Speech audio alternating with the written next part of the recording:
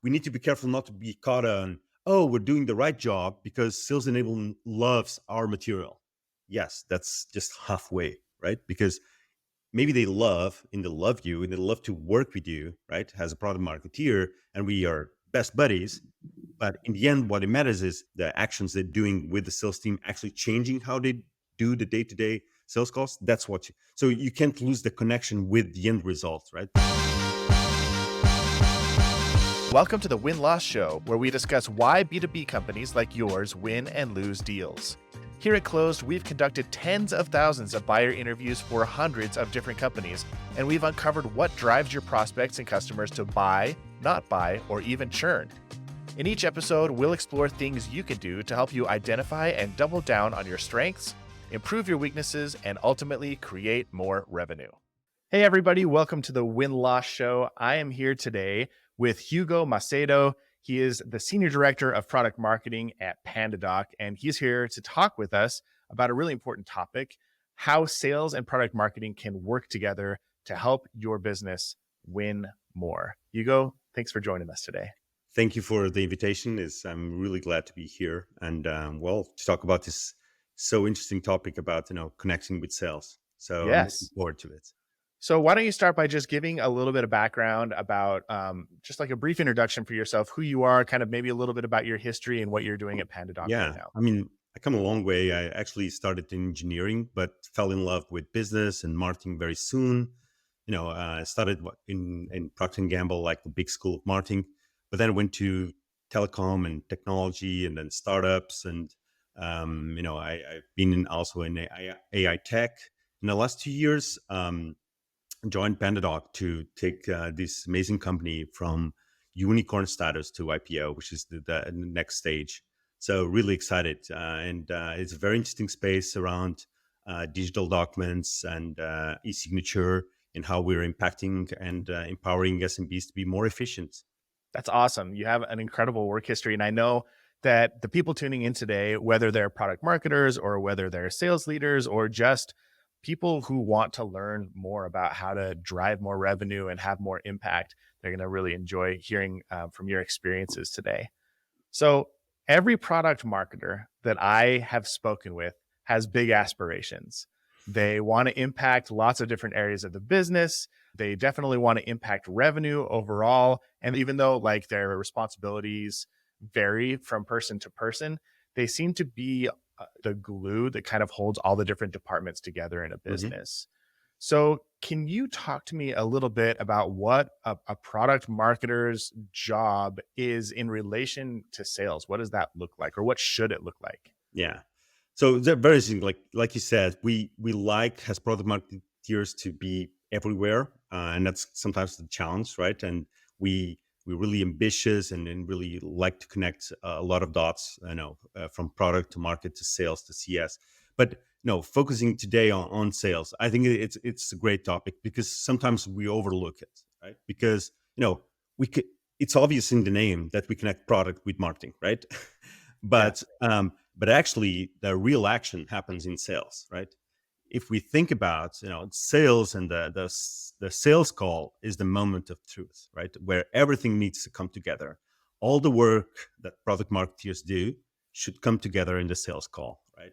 And that's why we connect, because we need to make sure that we put set up sales for success in terms of, oh, are they talking to the right customer, right?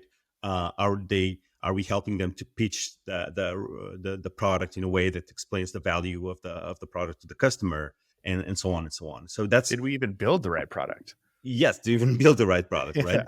Yeah. And are we working in the same direction in terms of what they sales expects to be selling to, in terms of the customer, in terms of product, and how product marketing is driving that? So it's about really make sure that we're working on the same market, on the same segments, on the same personas.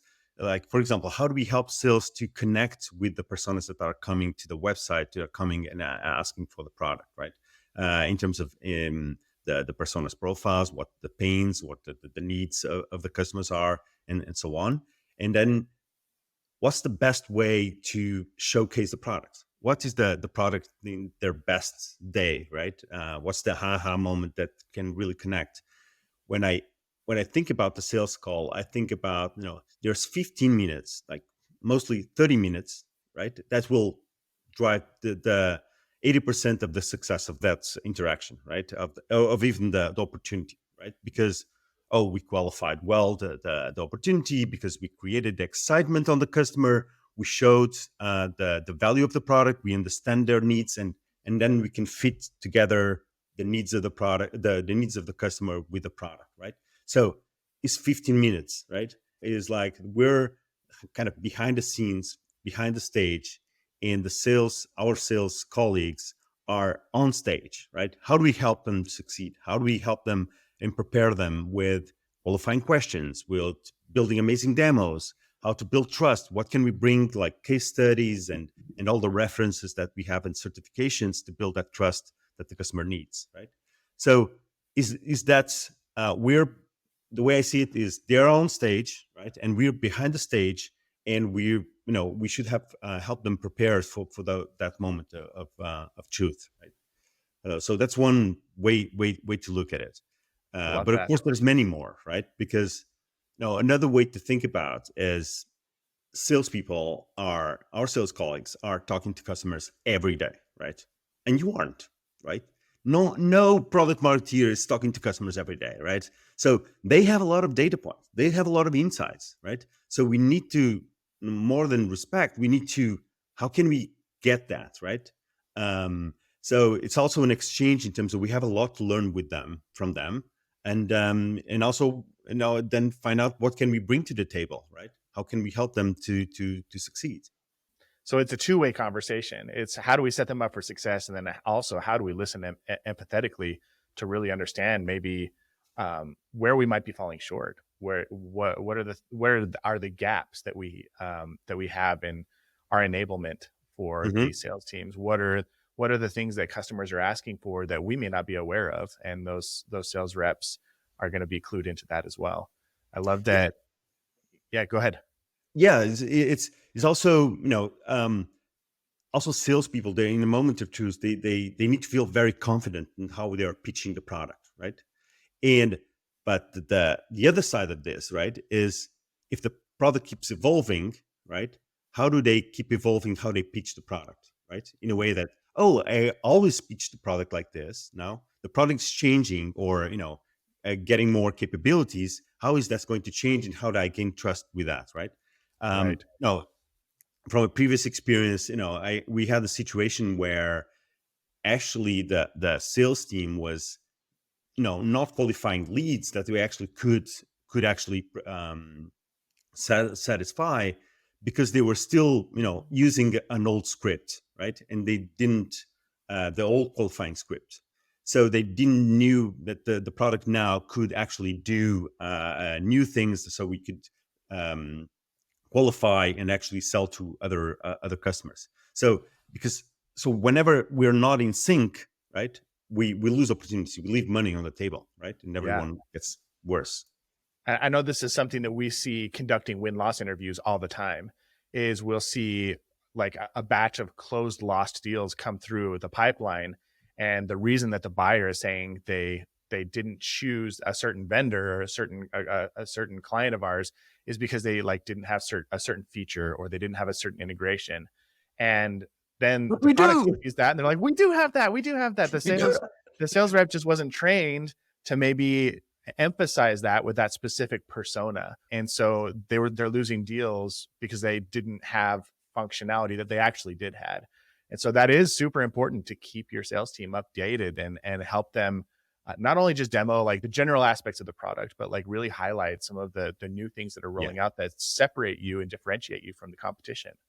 And you mentioned something very critical, which is this, that we as product marketeers need to be always constantly listening to calls, and looking at the win loss, doing these win loss interviews, because we need to get into the actual data of these calls, of these customers, so we can then really understand the problem and help the sales team, right? Yeah. So identifying, like you said, whenever we actually have the features and we were not pitching the feature, or sometimes subtle things, right? So things like, oh, where we can improve the confidence how we pitch a new use case, right? Like I was saying, right? So that we don't run away from more risky situations in terms of how the product performs and things like that. But it needs to come from listening to calls, right? We and this is something I think it's where we need to make an effort from product marketeers is we need to get out. No, we can say now get out of the building, right? Because we're all stuck at home or in some remote office. But we need to get out of our you know Slacks and PowerPoints and Excels and market research and go into the real world of sales, right? Into the field, being the sales calls, listen to sales calls, because that's the real action, right? And I think that's an effort that we need to make as product marketeers if we want to connect with sales. If you don't know what's happening in the field, you will never connect with the sales rep. They will not respect you, right? Because you're a theoretical and they're very pragmatic and practical. And that's that I think one way to connect is really understand the mindset of sales, right? So I love um, that. So this is something, this is actually the next thing I was going to ask you about anyway. I know that sales teams typically have like a high amount of trust within their own teams. They all are very clear on their same mission. They're all very pragmatic. They're practical. They're like, what do I need to do to get the deal across the finish line? And sometimes when talking to product marketers, they are more theoretical. They're a little bit more ambiguous. They look at the world a little bit differently. And so I wanted you to elaborate a little bit on maybe some of the challenges that product marketers face when working with sales teams, developing trust with sales teams, and influencing sales teams. Um, so I love that the first tip you kind of yeah, gave was like sit down and like listen to the sales reps and listen to their yes, calls and get away from your Slack and everything and like get into the real world. But yeah. what other advice would you have for a product marketer who wants to impact sales but maybe isn't being taken very seriously? First, I think we need to understand the mindset that comes from the sales job, right? And the sales job, and most sales jobs, means that your paycheck at the end of the day of the month depends on how much you sell. So there's commissions. That's a big part of your what you bring home, right? And that's not a detail. That's critical because that shapes the mindset. Is if I perform well, if I can close this deal, this can mean more paycheck at the end of the month, right? So we're marketeers very comfortable with our fixed paycheck. Yes, we have annual bonus and performance, but that's different, right? And that's what makes salespeople very pragmatic and very I need pragmatically to look at what I have in front of me, the customer I'm dealing with now, I'm negotiating now, the demo I'm going to make tomorrow, and so on. So it's very pragmatic and in the moment, in the short term, right? So understand that. So don't bring too much theory or trends or salespeople want to know what's in it for me. How this going to help me to close the next deal, right? Is not the next year deal or something like that. So Right. that's one thing. Understand that is very pragmatic, very more short term, practical things that they can do now to improve. Um, then the other thing is, of course, also understand that the two aspects that what we can bring to the table is to understand the patterns, right? And connect the dots, different dots. Well, what's happening, the sales and the marketing in the product, in the market in general, and how it is to connect those dots and bring that to the salespeople. Now, the other aspects is it relates to how we communicate, right? So our ourselves in marketing also love concepts like the purpose of the brand and the purpose of the product and the customer value and all these end benefits, right?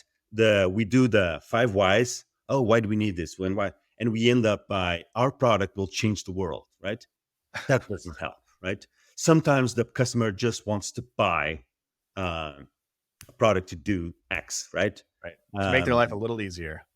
to make the life a little easier and to solve a problem right now, right? So don't also be careful not over create layers of abstraction of purpose when the customer wants to buy something to solve the problem now, right? So If they want a product to e-sign documents, right, sell them Pentadoc to e-sign documents instead of selling a product that will change the efficiency of their company so they be successful and conquer the world, right? So there's moments for everything, and there's moments to sell the dream and to sell the purpose and to sell, how we can change the world. And there's moments that to sell the future, right? Yeah. What they need to do right now, what's the pain they are having, and how we're solving the pain, right? So understanding these levels also is very important, because if you go to salespeople and say, okay, what are you going to sell is efficiency and how we're saving them time so they can do important things on their lives and to be with their family. What? That's already a disconnect, right? Yeah. Um, so is this kind of understand where you at and how you're going to help them and work on the full spectrum, right? Mhm. Yes, when you're doing, marketing campaigns to create demand, to create awareness, yes, you're selling a dream, right? Because people are still not searching for a solution, right? They're still not Right. problem aware, right? So yes, efficiency, I connect to efficiency, I go find more. But when they arrive to your website, to the sales call with a problem, that's the problem they want to solve, right? Mm. And that's what you have. Salespeople want to solve that problem, right? So the materials, the pitch, the qualification needs to be have that in mind, and make sure that we're using the right conversation, the right messaging at the right time. I love that. Sorry, I probably diverged a bit, but No, I liked it. I think it's I'm very really important to enjoying connect, this. right? I'm actually really curious. You need to have the right information at the right time. I'm curious to know, where do you go, or what are the tools that you utilize to get that information that will have an impact and make a sales leader or a sales rep listen to you? Because I know if you just show up to a sales team, I've seen this happen. I've experienced this. You show up to a sales team or a sales leader and you have some anecdotes or some just really strongly held opinions or some best practices that you want to share with them. They're probably not going to take you very seriously. Yeah. So what is the data that you turn to, or what are the tools that you use to get that data to actually show up and put it in front of them, pull it up on Mhm. their screen and have them go, oh, okay, yeah, I get this. And thank you for this. I'm going to listen to this. And it actually builds trust instead of taking Yeah. away. So that's difficult, right? That's the difficult part, is how do you bring change, right? Especially coming from outside of the sales team, right? You Mhm. coming over and you're lecturing them how to pitch, right? Be careful, right? And the other risk is, oh, we work with sales enablement to do this, right? And the risk is also that, okay, we're producing content for a team that also produces content like presentations and collaterals and all of that. And at the end of the day, we have a lot of content, beautiful, right? A lot of presentations and one pagers and all of this stuff. But is this changing anything in the end with the sales team, right? Is this actually changing how they pitch, qualify, close, etc., right? So we need to be careful not to be caught on, oh, we're doing the right job because sales enablement loves our material. Yes, that's just halfway, right? Because maybe they love you and they love to work with you, right? As a product marketeer, and we are best buddies. But in the end, what it matters is can is what sales enablement also in the techniques and the actions they're doing with the sales team actually changing how they do the day-to-day sales calls. That's what so you can't lose the connection with the end result, right? That's why you listen to calls and connect to the salespeople. So don't delegate that to sales enablement. Don't delegate listening to calls, talking to the sales reps, talking to sales leaders, to sales enablement, right? So if you're only working with sales enablement, you're not doing your job, right? Or to the extent you can. Right. So now the challenge is, I think it's easier to start with problems, the problems they have, instead of you lecturing. Oh, this is how you're supposed to do, right? No, start with the opposite, right? What problems do you have, right? Oh, we have problems because we always get these leads about this use case, and this is telling them, they telling us, right? Oh, we don't want these leads from this use case. We're not good at that. This is rubbish, right? We don't want this. Okay, that's a problem. That's a challenge, right? First, what does it look like a promised land? The promised land looks as, okay, if we can qualify well those leads, right? And actually close some of them. This means more revenue. You win, we win, right? So, okay, how do we get there, right? Okay, let's find out. Let's listen to calls, right? Let's see where these leads come from. What is this use case? Can we help you qualify better this use case? Okay, distinguish. Okay, not all of them are impossible. Not all of them are possible, right? So how do we distinguish the ones that we can do or not? Okay, let's work on that. Let's work on a qualifying um, questionnaire to do that. And okay, do we have examples? Do you have examples from successful customers in this use case? Yes, we have here some use cases, some case studies. Let's use that. Let's practice.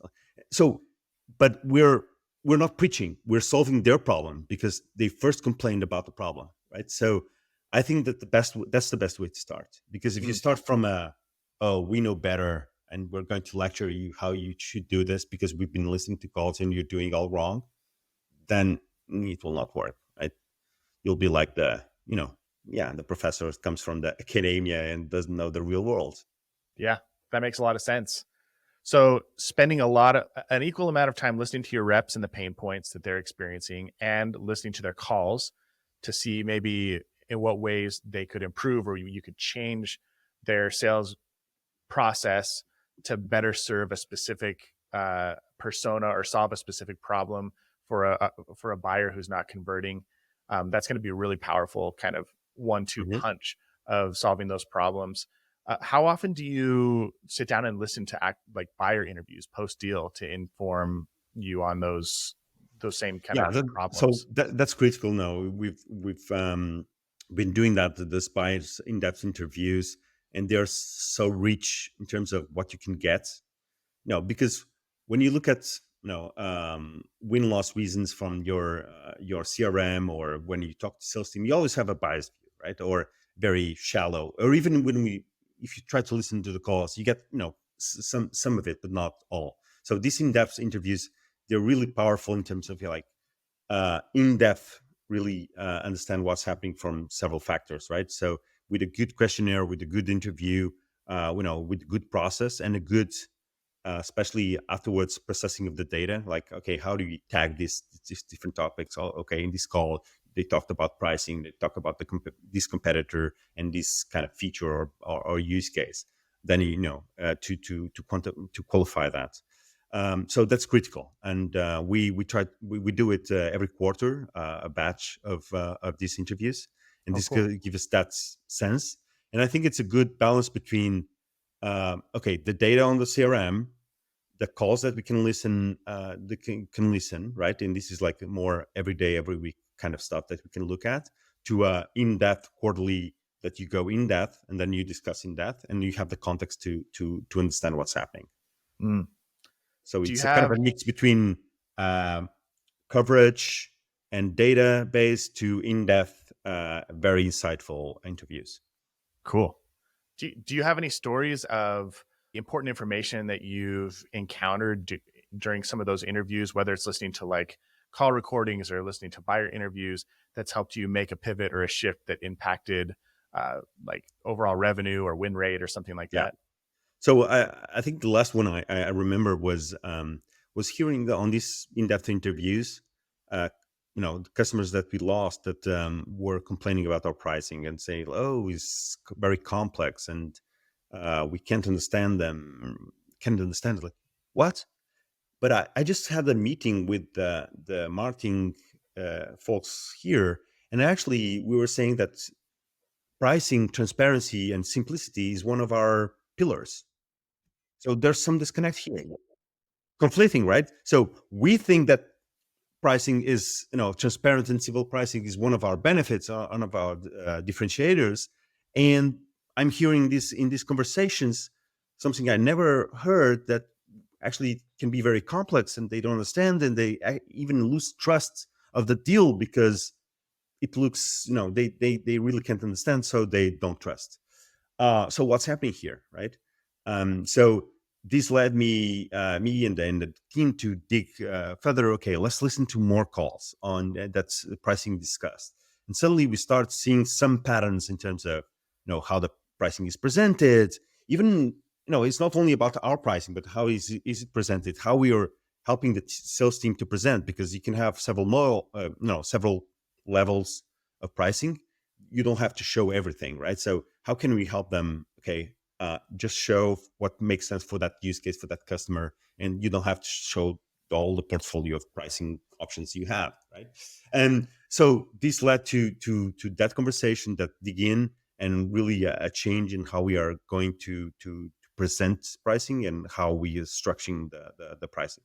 So that's one example, because and it's really, I think, if we maybe if we never we didn't have that third party asking the questions and getting that information and digging in, uh, we would never thought about it, because we were convinced that no, that we would never have to ask even about that, because we're simple and transparent, we're top of the world, right? So it's that bias. Remove that bias. Don't assume that, right? And I think the third party asking and digging in helps doing that. The story that you just shared reminded me of an analogy. I like to think of sales teams and sales leaders. They're like when it there's this analogy, I think, between physical health and business health.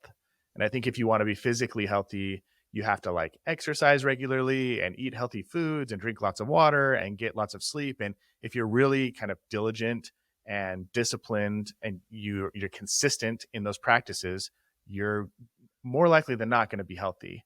But sometimes you can do all those things and still not be healthy. Like there, you could have some sort of sickness. You could have like Hmm. cancer or something going on underneath the surface. And it doesn't matter how many salads you eat or how many sit ups you do. Your body's just not going to be in peak physical condition. And I look at business the same way. And the sales team, from my perspective, tends to be like the personal trainer who helps the business eat the right foods and be really disciplined and do their daily exercises, and they do the personalized outreach and the cold calls and the sales meetings and the discovery and all these things that are kind of best practices. And the product marketers are kind of like the MRI scanner, the X-ray machine that has the time and the bandwidth and the knowledge and the desire to kind of scan the business for these hidden problems that are underneath the surface that could be impacting the overall health of the business. And what you just shared is a perfect example of like a hidden problem, a revenue problem that existed in the business that was under the surface and not obvious, that you wouldn't have ever been able to detect Hmm. through best practices, through just like going through the motions and doing all the things that most revenue teams do to like be successful. And Yeah. so here you are, you go out and you're like, I'm going to put on my detective hat and I'm going to Hmm. go talk to these buyers and study these interviews and figure out what's going on and discover something that wasn't visible to anybody beforehand that we can shift just a little bit that will help us win more deals and Yeah. generate more revenue. I think that's really powerful. Yeah, I mean, you summarized it very well, and I love that analogy. And I love, exactly that's maybe salespeople in the heat of the moment, it's all about like, let's try harder, let's do more, let's close more deals. and, and we need to complement. And how do we complement that? Is okay, uh, lean back and understand what's happening, connecting several dots, connecting several data points, and do that analysis, right? And one way to think that I think about it is like, um, and even going back to the mindset, is salespeople, like I said, they are very good at zooming in to the customer, right? My customer, my deal that I'm working right now.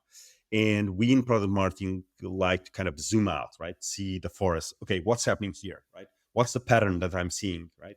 So it's between this zoom in and zoom out that are complementary, right? Because you need Yeah. both, right? You need to understand the what's happening in the customer, the real specifics, and get very pragmatic with that, but also understand what's happening overall. Like, is this happening across several customers, several opportunities?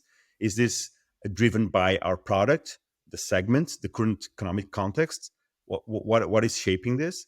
And how that is influencing the way we then treat the zoom in, the sales call, and the sales opportunity, right? So, and I think acknowledging and understanding this different mindset in terms of zoom in and zoom out, I think it's a good way also to think about different mindsets and how we can work together, because we need both, right? We need both, because if we zoom out too much, we get too vague and too wishful thinking.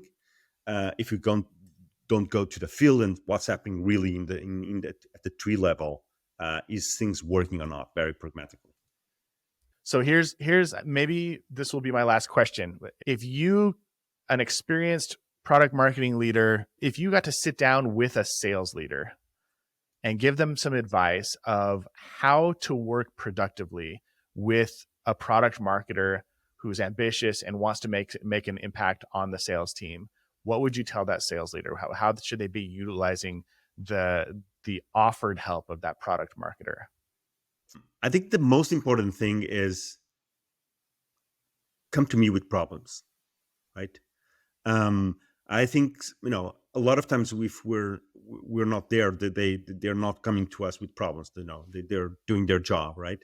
They're doing this. They're figuring it out, Got to right? generate more I want pipeline, got to them, close more yeah, deals. like let's go, right?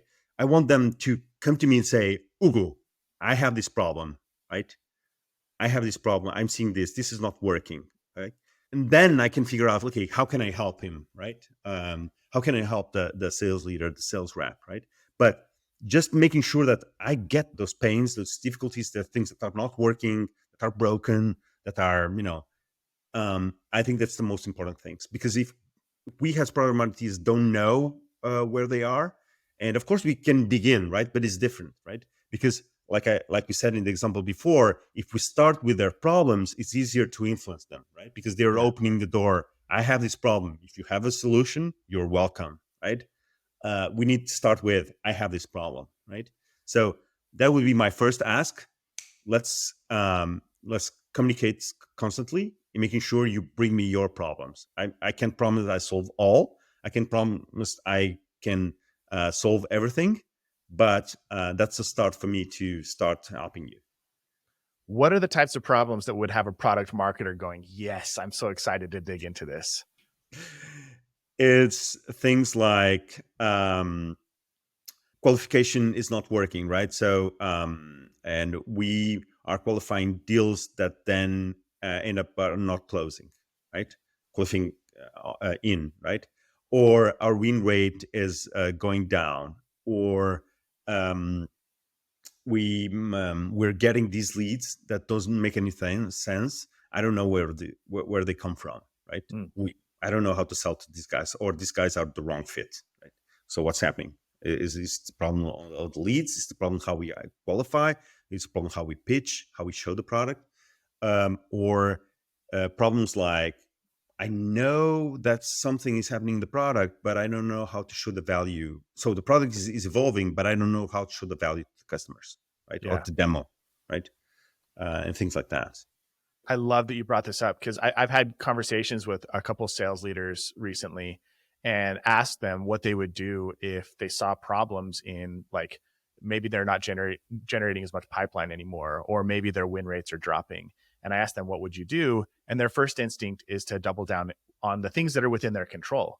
So like, oh, I'm going to, have increase the amount of outbound cold calls and cold outreach that we're doing, or I'm going to start studying phone calls and coaching some of the reps who are not closing as much and figure out what it is they're doing wrong in the process. And it's like they focus on the things that are within their control. But I can't tell you how many times, especially in the last year, that I've seen sales teams encounter a problem like a drop in win rates, and they are not they double down on the things that are in their control, but they're not clear, or they don't realize that a lot of the problems with win rates dropping are outside their control. Like maybe 80% of the closed lost deals that otherwise would have been winnable, you lost literally because of economic reasons. People are just clamping down on their budgets and not spending as much. Or maybe there is like a big UI UX issue that's getting in the way. And like doing more cold calls and more cold outreach isn't going to help you close more deals if your product isn't where it needs to be. Yeah. And so there are things outside the sales organization that impact some of these things that you mentioned. And if they don't have access to that data, then it can't be fixed from within the sales Yeah. organization. So I feel like as a product marketer, you get to be that liaison to like look at the sales data and then figure out what's actually contributing Yeah. to some of these problems that we're facing.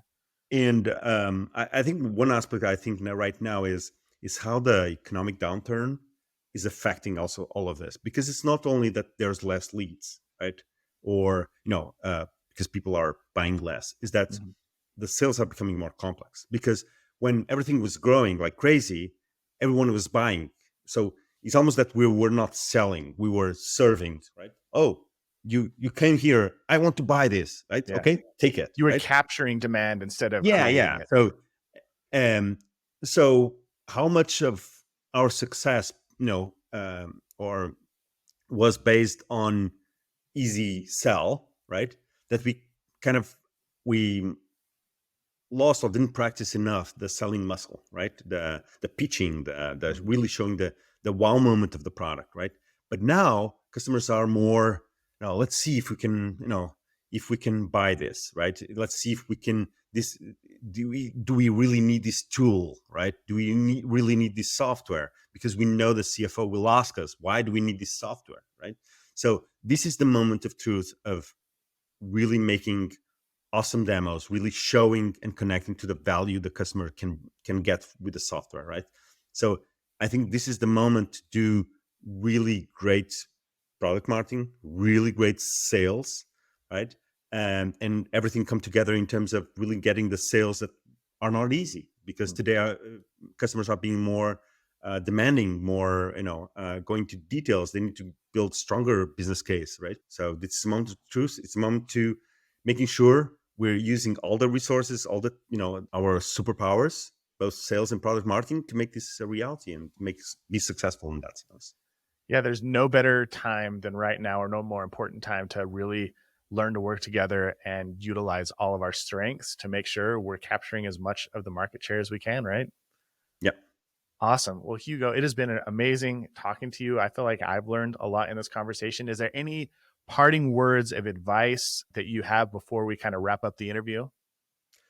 I know, just thank you, and for all the product marketeers and for salespeople. I think we have a huge opportunity to work together. I think let's open up, let's connect, and work on problems together. So Awesome. that's my ask. I love it. Okay. Now, if anybody has questions for you or they want to reach out and connect, what's the best way for them to connect with you? And then what's the best way for them to find out more about PandaDoc? So the best way to connect with me is via LinkedIn. So just search Hugo Macedo and PandaDoc. I will vouch that your posts are awesome. Like, I always look forward to the stuff that you pump out. I also have, if you go to my profile, I also run a newsletter, an experimental newsletter. So you can find a link at in my profile on LinkedIn. And PandaDoc, just go to pandadoc.com. We would love to have you and get to know the product. This is an amazing product. And if you have any doubts, just connect with me, and I'll talk to you about Fantastic. the product. Well, thanks so much for your time today and for sharing your knowledge and expertise. I think it's going to benefit a lot of people. Thank you, Nate. It was a pleasure to be here. Thank you, Closed, for this opportunity. It was I love to talk about this topic, so it was Awesome. a delight. Yeah. Thank you. Thanks for tuning into today's episode.